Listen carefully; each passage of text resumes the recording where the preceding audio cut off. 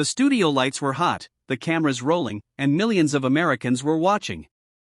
The air was thick with anticipation, that kind of energy that comes only when two powerful personalities are about to clash. On one side sat Senator Alex Padilla, sharp in his words and confident in his stance. On the other sat Senator John Kennedy, the Louisiana lawmaker known for his wit, his down-home humor, and his uncanny ability to turn words into weapons that cut deeper than any insult.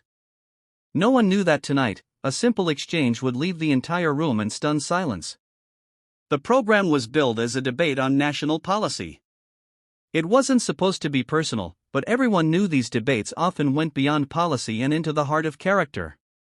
Padilla had prepared meticulously, reading every line, rehearsing every point, and carefully planning how to corner Kennedy with questions designed not just to challenge his views but to embarrass him. He had supporters in the audience, people who were eager to see Kennedy stumble, maybe even lose that calm, folksy composure that made him so unpredictable. As the moderator turned to Padilla, the senator leaned forward, his eyes locked on Kennedy like a hawk on its prey.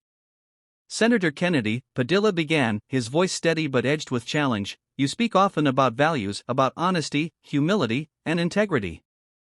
But how do you reconcile those words with the fact that so many of your policies seem to ignore the struggles of everyday Americans? How can you sit there and claim to be a man of the people when your votes have consistently favored the wealthy?" The audience murmured, a ripple of tension filling the studio.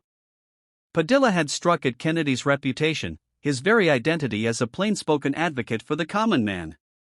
Even the moderator looked uneasy, sensing the sharpness of the question. Kennedy didn't flinch. He didn't frown or shift uncomfortably. Instead, he leaned back in his chair, folded his hands, and let a small, knowing smile tug at the corners of his mouth.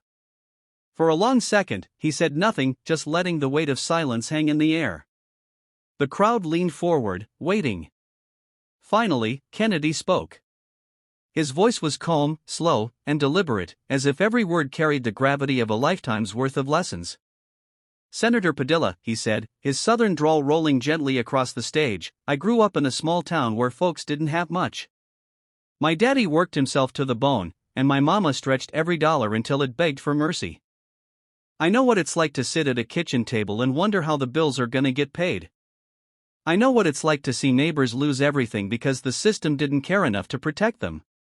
So don't sit there and tell me I don't understand struggle." The room grew still. Padilla shifted in his chair, but Kennedy wasn't finished. His eyes, usually playful and light-hearted, now burned with a quiet intensity. "You talk about in